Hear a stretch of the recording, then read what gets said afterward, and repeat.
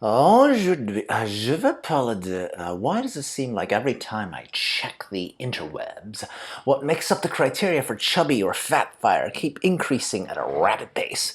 What is the real deal behind the hyperinflation of fire goals?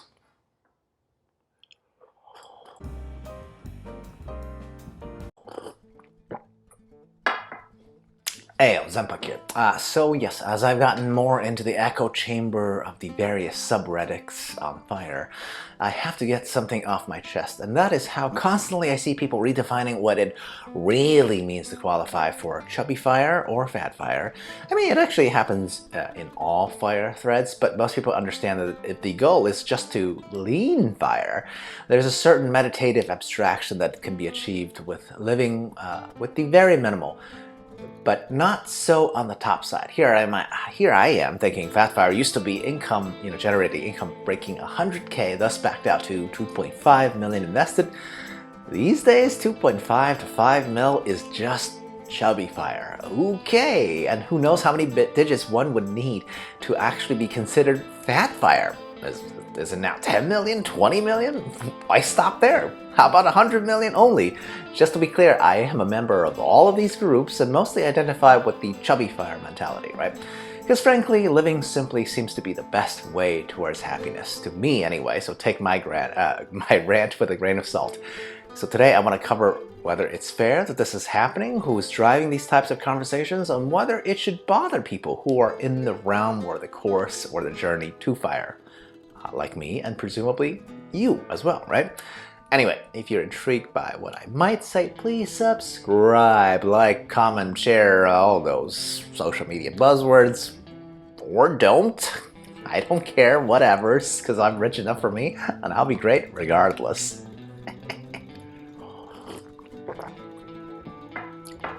So, number one, right, I want to cover, should the boundaries of, financial independence, retiring early, of any type increase over time? Of course, because inflation exists, right? However, while inflation's been a hot topic, it certainly has been a bit naughtier than usual in the past handful of years. You know who's less affected by it than almost any other group of savers or non-savers in the country? I would call relatively richer people, like people who are into this whole fire mentality. I mean, I can tell you, I personally have it better than I during this latest inflationary environment, okay? Raw ingredient prices edging up 20 or 30% translates into tens of dollars of difference per shopping trip. So that may have added to, I don't know, an extra 100 or two during a month of grocery bills. Is that noticeable? To me, frankly, not really, right? But I get it, right? There may be a burden to people who are living paycheck to paycheck, as they are unlikely to have gotten a raise to the tunes of a few $100 a month even, right? So this new cost in necessity may push normal earners towards having to make some extra income, right, somehow. But for people who are interested in fire, who are presumably saving, I don't know, something like 50% or 75% of their income, what's the effect here exactly? Now we're gonna save 48% to 70% of income? I mean, it's worse, but not catastrophic. And if you're already fire like me, I guess, sure, it is. Right now, it's hard to increase my own income, right? But inflationary periods generally also means market prices are up, so my income, hopefully, is just adjusting upwards accordingly, since I've tied my fate to corporate America, basically, okay? So really, not a big deal.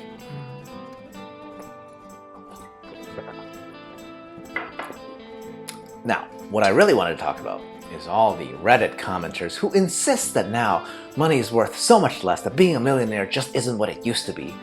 Those guys, people who keep saying this, oh, this and this amount is not nearly enough, must mostly be trolling.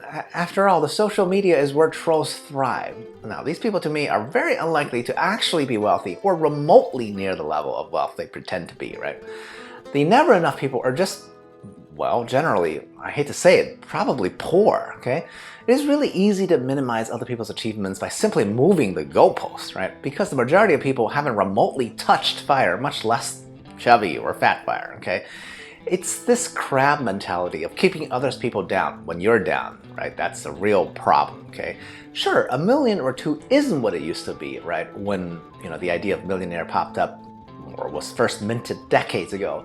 But you know what they still are, though? Extremely rare, right? By most recent account, based on Google search, there are 5.5 million millionaires in the United States, out of a population of about 330 million. That would make anyone able to achieve this in the top 2% of the country, irrespective of age, by the way. Of course, normally older people are much more likely to be richer because they have had more time to make money. And since we're talking about people who like fires, you can remove all those actual senior citizens. So we're down to likely less than 1% of the population who has over even just $1 million, right? Is that a lot of people, especially when most of them aren't shouting the streets about it? Well, they don't do that because people who actually earn their millions know that generally people are dumb and will be jealous about it. The internet is just a convenient place for plebs to go complain on, okay? And that's really what I think is happening here. People comment because they don't want to feel like they're behind. I mean, really, what else could it be, right? Now, my final point isn't a why as much as a why the changing of the boundaries really should matter to somebody who truly understands what fire is all about, right? Fire is about freedom, first and foremost, and a truly free person has simply removed substance from the list of concerns of their lives, right? The rest should all be gravy. Now, the people who are still concerned about, well, what if I'm missing luxury A or B or C in my retirement? Well, those people are clearly still on the hedonistic treadmill and mentally they can't get off of it, right? Remember, there is no end to lifestyle inflation, right? People talk about wanting business class flights as a nice to have luxury, but ultimately, if people got that perk constantly, their mindset will just adjust. And eventually to fractional private jet shares, and then towards full-on private jets, and then towards, who knows, maybe just going to get a private island so everybody else who wants to see you will have to visit that uber-rich version of themselves that they can imagine, right? My point is, it is really easy to tell who has the correct fire mentality. People who get it when they have enough resources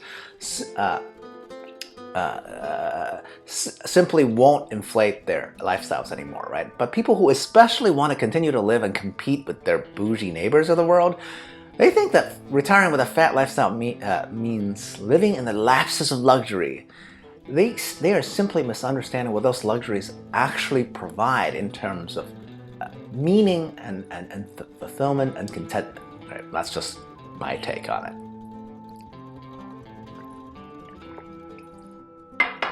Now, at the end of the day, of course, everybody's different, right? And we all want different things. The reason why I'm annoyed stems from the fact that I think most people are mistakenly under the impression that luxuries are somehow a requirement for living well. I just don't believe that to be true, okay? In reality, joy and real happiness should not be dependent upon a lot of material resources, right? This is why research generally shows happiness increases slow after a certain amount of stable income. Now, I'm not saying we don't need money. We absolutely need money to avoid feeling unhappy. But being materially rich won't make anybody who is already an unhappy person happy either. The drive towards contentment, that's a higher level function of being a complete human being. Now that part is a real personal journey that no amount of money or dollars can replace in your heart and mind, okay? That's a topic for a different story. I might get into that, but that really, it's not even specifically finance related, okay? I don't know if you guys agree. Let me know in the comments below and all that jazz. Cheers. A la prochaine.